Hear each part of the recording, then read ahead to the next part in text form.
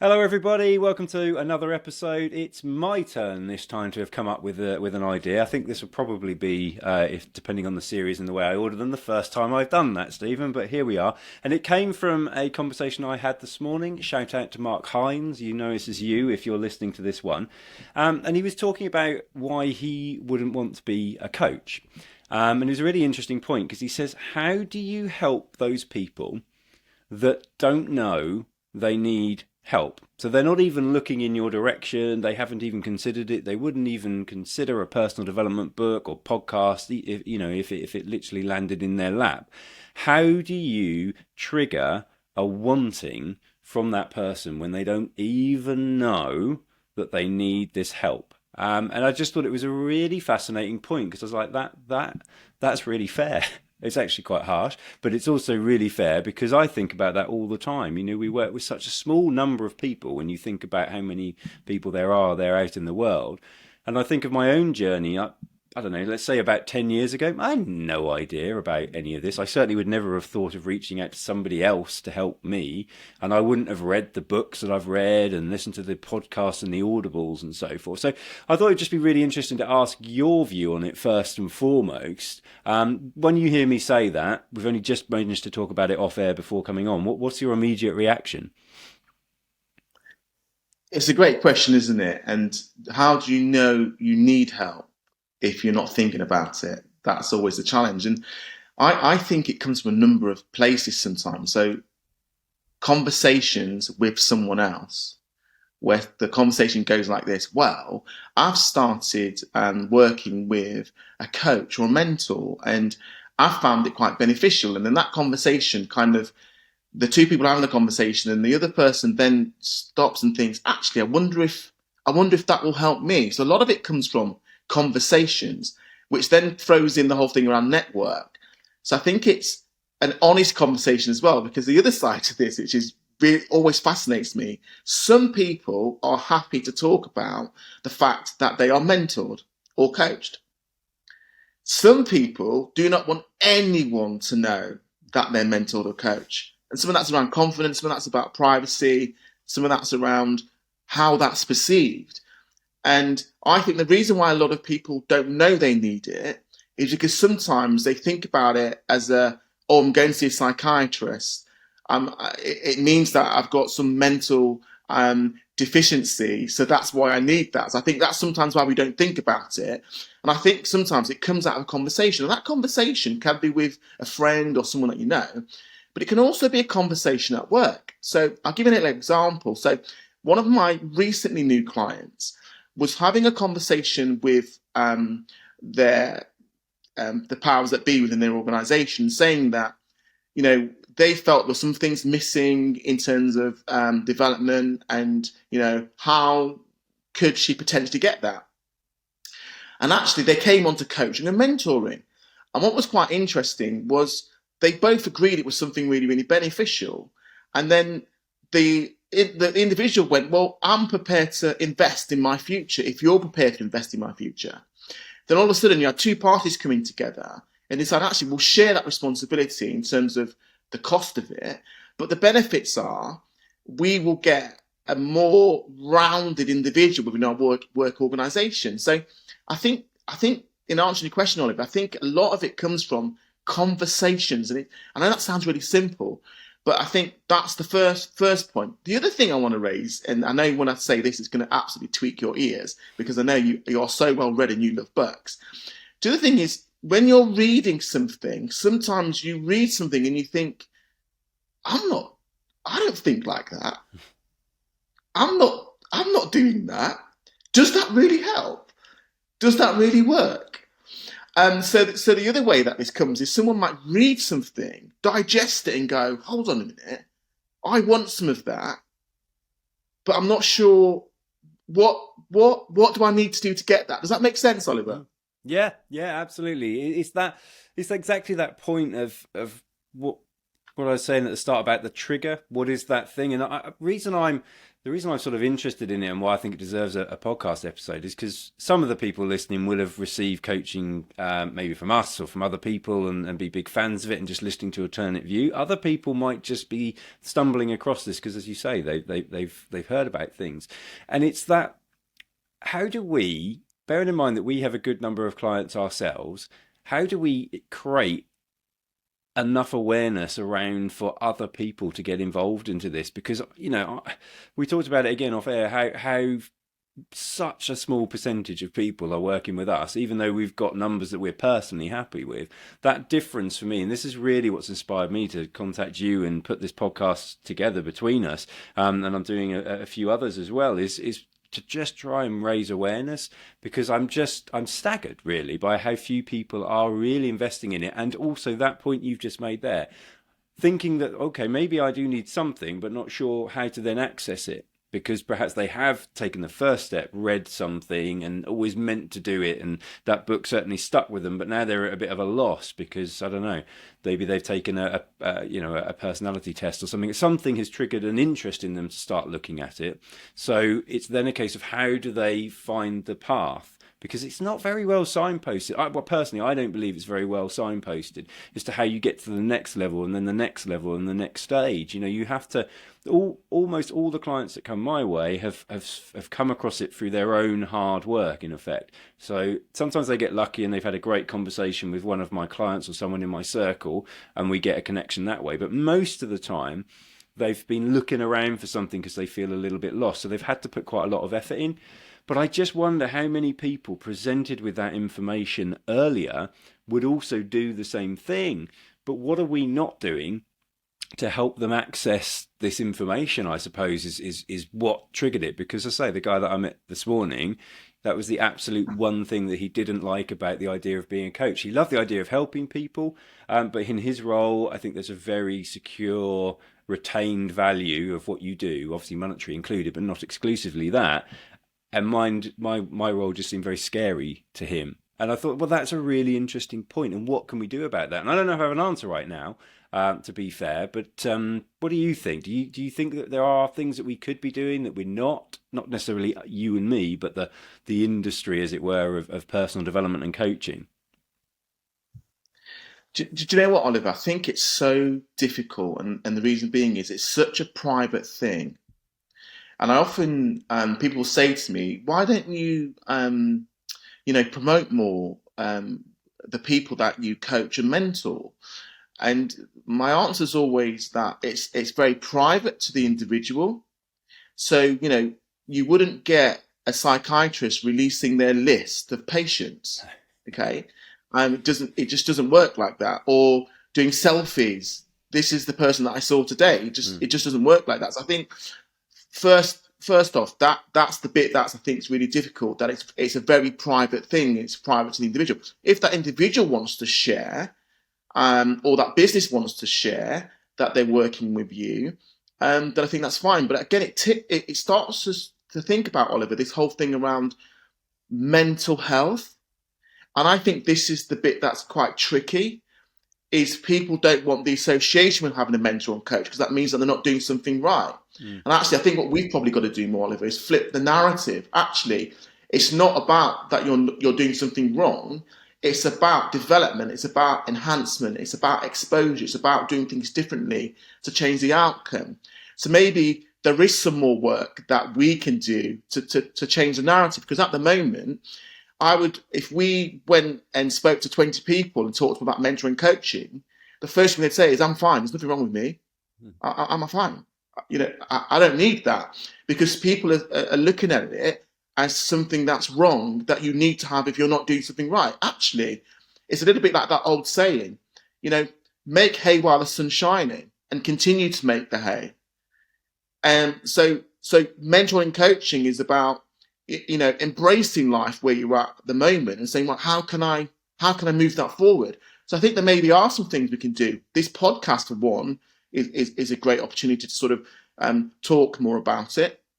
I think being on more panels, I think being more open and honest. I would say in the last 6 months with my social media, has been a lot more honest, that people understand that actually This is not a flaw. You don't go to a mentor or coach because it's a flaw.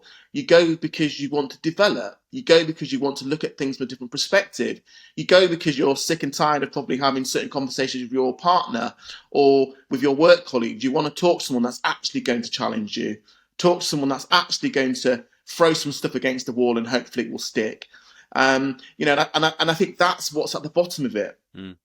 Yeah, no, I think that's really interesting because one of the things, well, the sort of areas I wanted to cover in this, if we agreed to talk about it, was sort of examples that we have in coaching sessions, which I'm hoping would in the right context trigger something for people, and some of it is really really small. On the face of it. And I remember a client last week who just says, do you know what, the best thing about this, and my sessions are about sort of 1.5 to 2 hours long most of the time, and they've talked about the best thing that I have out of all of this. Of course, we get results and things that come from that and actions that I go off and do, but it's that 2 hours. I know it's coming. I know I get 2 hours to just look at me and what I'm doing, learn from the stuff that's gone on before. In the case of this person, I meet him every month. I've got a few that I meet fortnightly. Others are a bit more ad hoc. But every single time, they just get that moment to reflect. And no matter what level we're at and how far we've been in that coaching conversation, for how long we've been doing it, something new comes out of it, or a reconnection with something that they've intended to do and had every intention of doing, but for whatever reason they haven't. So that first piece is that accountability, which sounds so, I don't know, sort of pointless in some respects. Because people would think, well, why would I pay for that accountability? But in actual fact, what I find with all, not just some, with all my clients, the fundamental first thing is to have that person who, first of all, won't listen to your crap. You know, they'll call you out on it, but at the same time, it's in your corner 100%. They have no one else's interests at heart, but are most importantly going to challenge you. Because I remember one of the most powerful moments I ever had realizing this was one local entrepreneur who outwardly looking in would have had huge amounts of success from everybody looking, and to be fair, had. But as a result of that, all the people closest to him just believed in him, and they just believed in him too much that they would never question him. So when he came up with an idea, they'd be like, "Oh yeah, of course that'll work. Yeah, you'll smash that." And I was the first person he'd met for probably years who'd be like, why are you doing that? No, help me understand. Seriously, just back up. Why on earth are you doing X, Y, and Z? And I'm not saying don't do it. I'm just saying give me a good answer. And I talk about the power of a stupid question. And the amount of times I ask stupid questions like, why are you doing what you're doing? And they don't have a good answer or even an answer. And that is powerful. But people don't realize the power of that. And it is worth giving up some of your time and some of your money to have a situation where you just get to reflect on things like that. And I don't think enough people would recognize the value in that. What do you think? Do you know what? I love these sessions because it sends my mind into overdrive. And one of the things that I was just thinking about there, and this happens quite a lot in a lot of my sessions, and this is not just about working with senior executives, whether that's CEOs, managing directors, etc. It's about every person that feels that they believe that talking about things in a different context can have an impact on how they go about their lives. But this is not just about work. This is about how you go about your daily life. And what's quite interesting is, and I'm going to swear here, sometimes we think our shit don't stink. Okay. Sometimes we think that everything we say is absolutely right. And unfortunately, sometimes in life's environment, so that's a personal environment, in work environment, the people around us nod and they just agree because sometimes they want an easy life. Sometimes they just don't want that debate. So actually, when you use the word challenge, because I do think you can challenge in a positive way, and I think you can challenge in a negative way. But actually what happens is you then just think everything you say is absolutely right. Your point of view is absolutely right. Your point of view is the only point of view. Let me tell you something, yeah? There's more than one way of doing most things in life. And what I often say to people about mentoring and coaching, I don't think we ever really, truly give someone some information that's new. Hmm.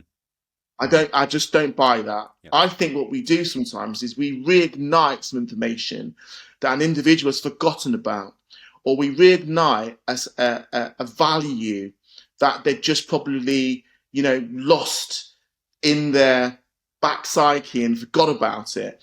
We get them to remember something or the way in which they used to do something, Mm. which they'd stopped doing, which all of a sudden then it then all roads lead to other roads, and it just opens it up. And actually, the word I would use, Oliver, I think what mentoring and coaching actually does, it clears the dross Yeah. and allows us to look at things in a much more, I'm not going to say positive, because sometimes it's not positive, sometimes it can be negative, but it allows us to look at things in a much more clearer, basic way. Yeah. I once had one of my clients say to me, I like being on my own. And I paused for a moment and I said, what a load of baloney. If you actually believe that, that's just rubbish. You do not actually believe that. And this person stopped and thought, God, you're right. Why did I say that? Why did I actually say that? And I think sometimes mentoring and coaching, it's not new. It's just, yes, it's holding people to account. Yes, it's getting people to remember a time when. And also, it's about opening up new doors so that you can go through them and start to look at things differently. But I don't think it's about giving you anything that's, revolutionary. This is absolutely brand new. You'd have done something similar, but along the way, you would have forgotten it. And while you were talking, I wrote down two words, which is like sense check. So the thing I find with mentoring, sometimes the other person is just sense checking things of you, and you validate some of those thoughts. Because you imagine when you walk around in any one day, the amount of thoughts that are in your mind are just endless. Mm. But sometimes you want someone to validate one or two of those thoughts that then can go on to be better things. Yeah, no, it's a really good way of putting it, because I thought one of the things that I want us to try and sort of finish on, because we're obviously really keen to try and keep these episodes to a nice length for the first series. So that's the only reason we don't delve into it. If people say they want more in more depth, we can deliver. Don't you worry, we can go longer. But I'm thinking about cost being a barrier. So the challenge that I would say, so I've literally this week just had a client come on board who is, not a high earner, they're not a business owner, they're just not happy with where they're at the moment. So they are personally 100% funding working with me directly, which is rare, but actually it is achievable for all. All is a bit sweeping, but most people who are in employment earning some sort of wage can probably make this work. But this person has seen that the power of being able to move from here to there with the help of somebody is going to be massive for them, because they're just stagnating where they are at the moment. So I really don't want this to be like a sales pitch for me and Stephen. This isn't about come and work with us. Obviously, you're more than welcome to, and we're happy to do that. But it's more a case of wherever you are and however you want to do it, just think about the fact that it isn't going to be some weird hippie stuff that's going on. So the conversation, you're not going to learn anything new, exactly like Stephen said. So there aren't some new tricks. So when you feel like, well, I don't need any help, you're partly right, because you have everything you need. The problem is, for almost everyone, it's not quite lined up right. And really the only question mark is how far misaligned is it?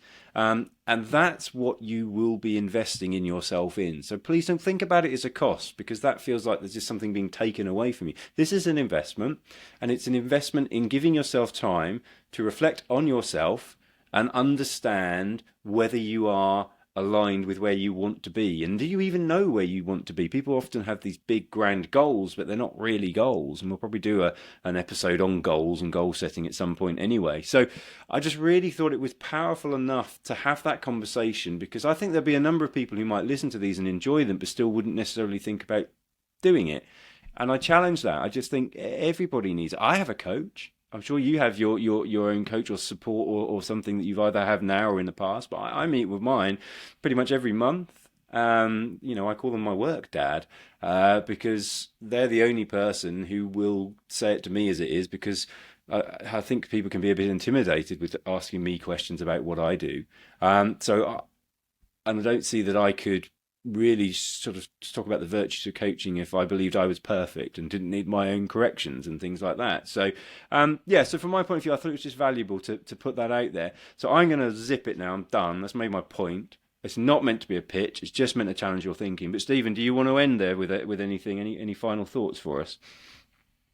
Yeah, I would just like to say for me, it's about investing in yourself. And there's something I always talk about is so many of us are looking for someone else to do that for us. Mm. And sometimes we have to invest in ourselves. That's sometimes, and the first step is, you know, is to sometimes talk to a coach or mentor. It can be the first step. Try it. You never know. Yeah, you might like it.